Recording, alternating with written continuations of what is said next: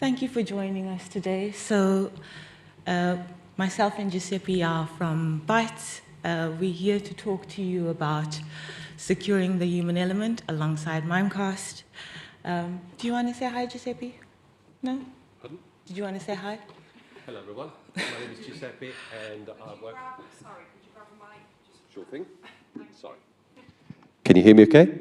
A bit too loud. My name is Giuseppe. I work from Bytes Software Services, and together with my colleague Nicole today, we hope to discuss what we feel is an interesting topic. So, over to Nicole. No pressure on the interesting part. Not at all. So why Bytes? Who are we? Why are we here today? So we've been working with Mimecast for as long as we've been doing cybersecurity, and that's over 25 years now. We've got a number of really good specialists internally. The number should have changed. I think we're still over 70 of us that focus specifically on security. A lot of good work is done internally to do direct to third line support, and that's for Azure, 365, and Checkpoint services. We are a CREST-approved pen tester. We have a number of managed security services we offer as well. And yeah, there's a lot we're doing in the security world, because a lot of the time people recognize us for Microsoft licensing, but we are absolutely a security provider as well. So that's us in a nutshell. I think let's get to it. We're here to talk about securing the human element and what that means in today's world. So we know this, even before COVID, I want to say work has changed. Our old reality, you might remember, was sharing with memory sticks. Some of you might still use file servers. And now the collaboration world has changed as well. So we have a whole lot of apps we're now using. We're collaborating in a totally different way. And we as people haven't changed that much at all. And in terms of what that means, as humans, I want to say we're susceptible to making mistakes. I don't want to say that we're the weakest link. I know people tend to use the weakest link a lot in security. I really don't like it personally, because I think humans can be our greatest strength, but we do make mistakes, right? Quite a big number there, the number of security incidents that are linked to or traced to human error. But when you break that down, it's usually in 3 key areas. So I'll give an example of something that I did recently that was accidental. I didn't actually tell you about this, Giuseppe. So I bought something on eBay, and it was actually like a BT extender, because they're like 100 quid when you buy them from BT, which is absolutely ridiculous. So I found one on eBay, and the person was going to send it to me via Royal Mail. For a few days, I didn't get any emails. And I went to spam, and I found there was a Royal Mail email there. So I just said, come out of spam, and click track. And it wasn't from the person that was sending it to me, and I only realized after that. And it was something that simple. I'm like, oh my goodness, woman, you've been working in cyber forever, and you've just gone and taken an email out of spam and clicked the link to track. And if BT safe browsing wasn't on, I don't know what would have happened, because that would have been a malicious attack. So we make mistakes and we make errors. From the targeted side of things, a lot of finance teams that we talk to are specifically targeted because of the type of access they have, because of the systems that they have access to. So they're targeted specifically to get money out of companies. People are targeted because they have a way to get into a building. Things like that, that's quite common today. And in terms of malicious, we'll see a little bit more detail on the breakdown of the numbers. A lot of attacks can be malicious, but it's not the majority of people with malicious intent. And that malicious intent could be someone's disgruntled, their budget's been cut, and they're just unhappy, and they go and do really awful things to exfiltrate data or to cause damage. But generally speaking, these are kind of the 3 areas we see where humans are involved.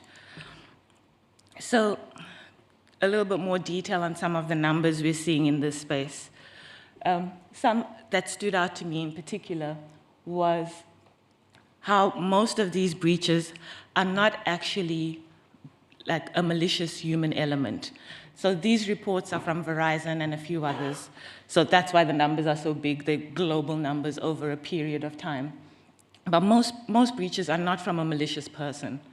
Of the 3% of users causing 92% of malware, that was a little bit of a shocking statistic to me as well, because sometimes it's only just that one person that can cause that massive outbreak. Another interesting one was on insiders and insider risk, that 69% of data loss incidents are caused by data exfiltration from employees. And it's not always them doing it maliciously again. Yes, people do break the rules, but sometimes you just want to share a document so that you can work on it at home, or you want to collaborate with someone on a document. So some of these numbers are a little bit shocking, but this is what these reports are starting to show, that that human risk factor is something we need to be thinking about quite seriously. And a lot of the time, I'll just build this out, as organizations, we're spending a lot of our budgets putting something on these layers. And if we have really big budgets, we're doubling up on these layers as well.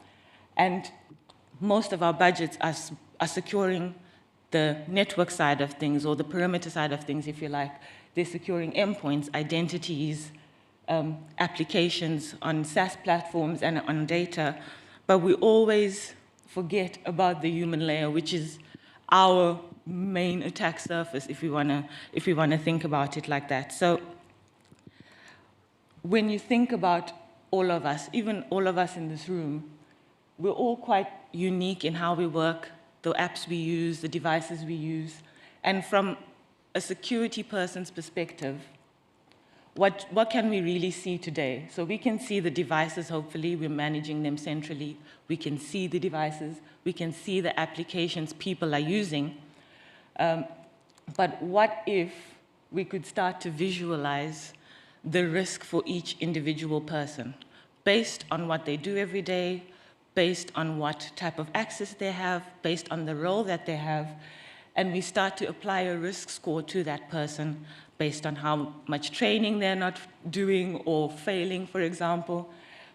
And this is what we want to talk to you a bit more about today, is Mimecast and how Mimecast is looking at securing the human element in organizations, giving you a real-time view of an individual's risk, where they're at, and how that risk can be improved.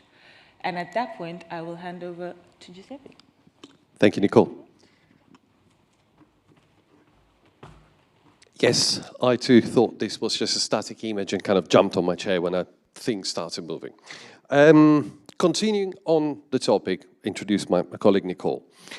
Statistically speaking, pretty much with very few exceptions, a lot of organizations have an email security platform. The risk of emails has been acknowledged, addressed, mature, everyone has it. Arguably, the same could be said for something slightly different, user security awareness training. I myself was very surprised at the start of my career to learn how many organizations actually have a solution in place for that. However, this is where the difference is made. I know that at least some of you are thinking, oh great, another expensive bit of kit that my organization doesn't need, but this isn't it. What I'd like to talk to you about today is technology, okay? Obviously, you can see the Mimecast logo. Mimecast is at the forefront of research, but it is about doing things slightly differently. If you have, or you have had, worked in an organization where training or security training is delivered to users through something called an LMS, or a big database, a big platform where you basically schedule training once a year, once every 6 months, and you go click, click, click, click. You pass the test with a few simple questions and you're done. Then perhaps you understand why the risk isn't addressed fully. And then again, I hear you ask, well, what else can you do? Certainly not alienating every single member of staff. That's not what you want, because you know how that's going to end, what the outcome is going to be. So the only way to be efficient and effective is to do exactly what Nicole said earlier. Treat people individually. There are genuinely people who are great contributors in your organization. They're just not IT savvy. They're not meant to be. Why do they need to be penalized? There are people who are great at technology and great at IT. They don't need training. They're the ones who never click. Why treating them the same? Okay? What I'd like to talk to you today is the value of treating people differently in the way they need. In the spectrum of human risk, we've seen some statistics, I've seen others. It is fair to say that the vast majority of wrong actions or risk in an organization are caused by a subgroup, not by everyone in the same way. So the correct way to address the problem is, a wise man once said, you can't control something that you can't see or observe or measure. So the first step, of course, is measure. A measure is effectively the ability of determining or attributing a number to each user corresponding to its risk. How would you measure it? Believe it or not, the answer is AI. No, not generative AI, not ChatGPT. The AI that has existed for decades, that works in the back end and that can analyze data at scale. They can analyze the thousands of logs related to your actions, to your operations, to your decisions, and based on them, attribute a risk number. You are a risky user, you are not a risky user, you are kind of somewhere in between. Once you measure, then you can take actions. It's not fair to take the same action for everyone because, as I said, there are two different types of internal risk: accidental or malicious. Accidental is Bob, who doesn't understand necessarily that if someone pushes urgency on an email to make a payment, he genuinely thinks he needs to do that. And by doing it quickly, he's doing a good job. Malicious, I have had enough of working for Bytes Software Services. I've resigned a month ago, and today I have one thing in mind. I want to find something monetizable and steal it. Stop me if you can. So the two actions are empower and protect. Empower where you can, try to steer the decision-making process of those accidental users, and stop the bad actors inside or outside from causing havoc, from materializing that risk into an impact for your organization. Typical examples are, targeted user turn into a proactive defender, where you deliver consistent training. How do you deliver? Isn't training all the same? No, it isn't, and I'll show you why and how. You can turn an accidental user to a safe operator. This is Bob. Bob doesn't know any better, but Bob doesn't need to, because if the platform and the technology surrounding him is enough to allow him to do his job, but stop him in his track when he's trying to do something he shouldn't, where he misses the signal, which are evident in front of him or her, then that's what the platform should do. And finally, the malicious insider. Rarer as it may, but it's there. And when it happens, it needs to be addressed. So, measure, empower, protect are the three key pillars of the Mimecast human risk management platform, and any other solution that should address the problem in the correct way. The first operation is calculate the risk. Based on the overall risk, determine whether training is enough, whether it's worth applying some specific training measures, or outright protect. Stop the person in their tracks, because whatever it is they're trying to do would have too much of an impact, okay? And then enable someone to go ahead and have a chat and discuss why that has happened. As I said, the first step is measuring. You need to be able to efficiently and at scale calculate the risk number based on the information you possess on any user. Someone sends an email to the wrong recipient. Someone downloads a file that they've received by an unknown person on Teams or on Slack. You name it. This is how people work today. And in the Mimecast Human Risk Command Center, it's all verified.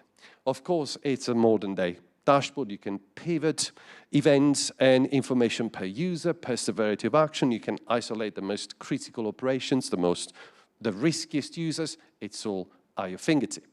And it's fundamental because this is the information that unlocks your ability to do something about it, whether it's empower or protect.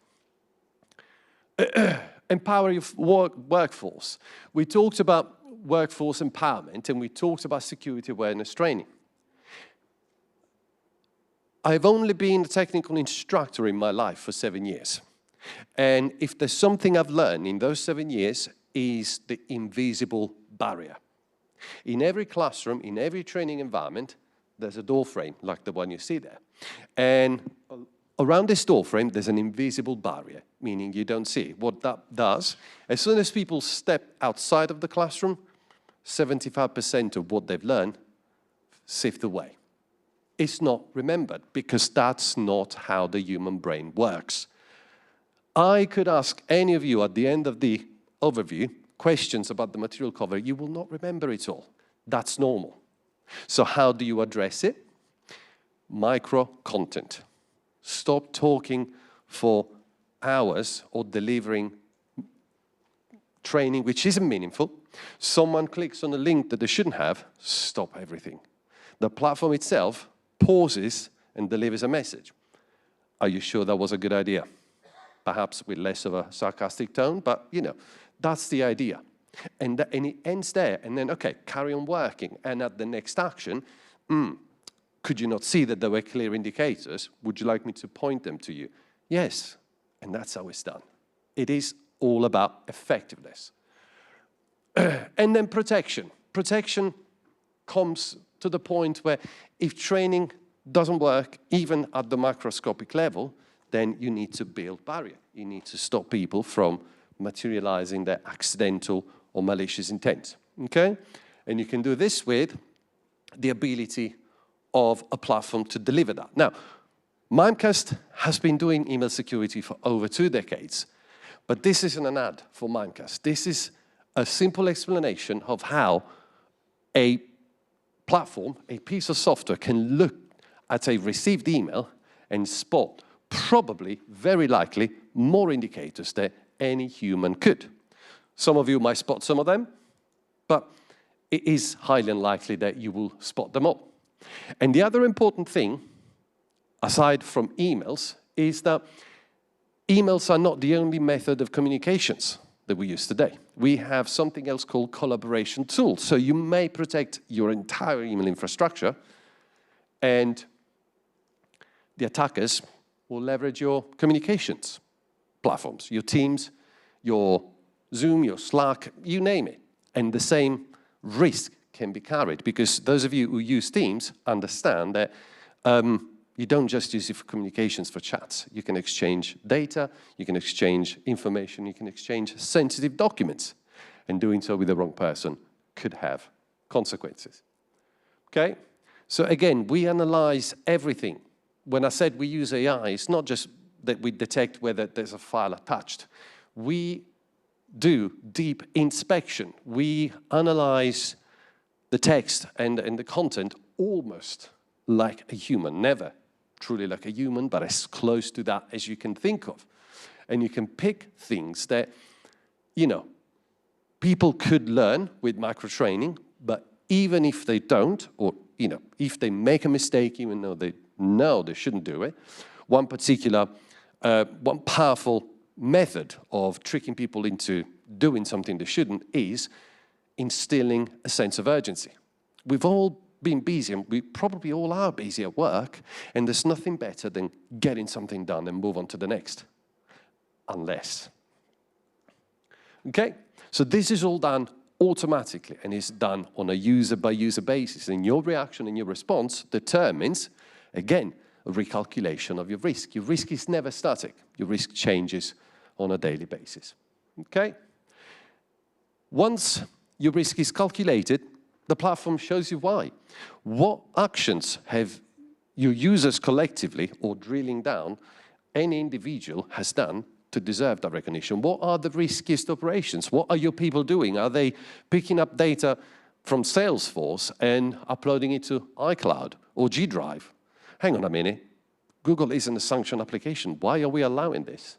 But at least you have the visibility, and you can then build the controls to mitigate that. Okay? Compliance and governance. Okay? In my opinion, there's two reasons for organizations to spend money on security. One is risk mitigation, the other is compliance. And the two are certainly related. But the Mimecast Human Risk Management Platform can calculate and report on governance in real time by literally analyzing any operation, any message, any click, any action. If there's a compliance violation, you could just choose, sorry, I can't allow you to do that because this will result in a miscompliance. Or issue warning, or let the operation happen, but then make sure you raise a flag in the platform's dashboard. So, in essence, measure, empower, and protect. Treat humans like they are, individual, diverse entities, and then buy the Mimecast platform. Okay? Obviously, I said before, measure, empower, and protect are three main pillars. Underneath these three main pillars are a variety of functions, functionalities, and product in the Mimecast bundles. And I'm not going to spend a lot of time on those because you can find them there. And if any of what myself and my colleague Nicole have covered is of interest to you, the good news is you can go and speak to my colleagues from Mimecast at the stand just outside. You can speak to Barry, you can speak to Mazoon, and they will be more than happy to extend the conversation, to answer questions which I have not provided information for you today. Or if you don't have time and you need to dash off straight away as you're keen on attending the other sessions, and you are a customer of Bytes, speak to your Bytes account manager. If you're not a customer of Bytes and are interested in extending your partner ecosystem, there's an email address you can message, and an account manager will be aligned to you. And what you'll get in return is a free human risk assessment. What that is give you the chance to get a taste of how the platform performs rather than hearing an old man talk. Okay? I believe that's everything from us. Thank you very much for your time and attention today, and I hope you enjoy the rest of your day.